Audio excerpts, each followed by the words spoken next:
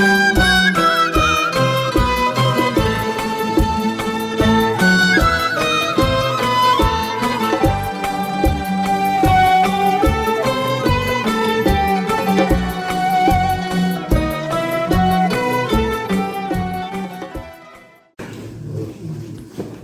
زیاد چون افرانی که خواهند سخن من نیز از نوع تمام رهبریت و کارمندان مرکز تحقیقات استراتژی نزد پرزیدنت جمهوری ترکمنستان همه حاضرین گرامی را و جشن فردا نوروز بر روز پرزیدنت تبریک و تهنیت میگویم و وابسته به این یک چیز را میخواستم تاکید کنم که در کنستیتوسیای جمهوری ترکمنستان پرزیدنت جمهوری ترکمنستان وکالت و صلاحیت‌های زیادی دارد، ولی در عرصه 25 سالگی کنستیتوسیای جمهوری ترکمنستان پرزیدنت جمهوری ترکمنستان اساسگذار صلح و وحدت ملی پیشوای ملت محترم امامی رحمان یک ماده 59 کنستیتوسیا استفاده کردند از وکالت‌های خود و قانون درباره عفو را پیشنهاد نمودند. این یکی از گمان‌ترین اقدام‌ها در عرصه 25 سالگی کنستیتوسیا بود، زیرا با شرافت این قانون قریب 25,000 نفر از محبس‌ها و دیگر جای‌ها آزاد شدند.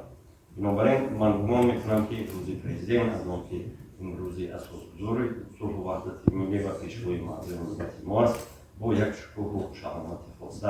از طرف هر یک شهروند جمهوری ترکمنستان تجلیل کرده خواهد شد. و اون چیزی که امروز معرفی داریم 30 کتاب است. این یک پیروی از اون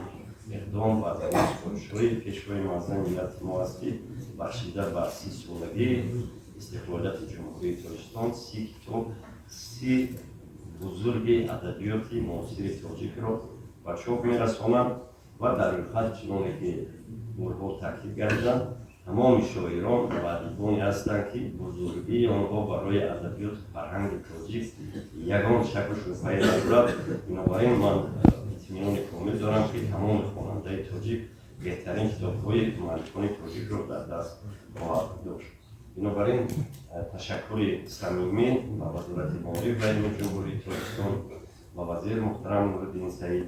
و اکادمی علم‌های جمهوری ترکمنستان و استاد اکادمیک فرهاد رحیمی و اتفاق نویسندگان جمهوری ترکمنستان که نمایندگان زیاد با سروری نظام خاصی اینجا حضور دارند و مخصوصا به نشریات معارف و برادر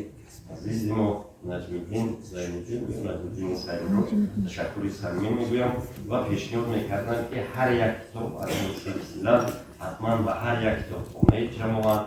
دهه، شهر، ناحیه، مکتب و مؤسسه‌های تعلیمی رسانیده شود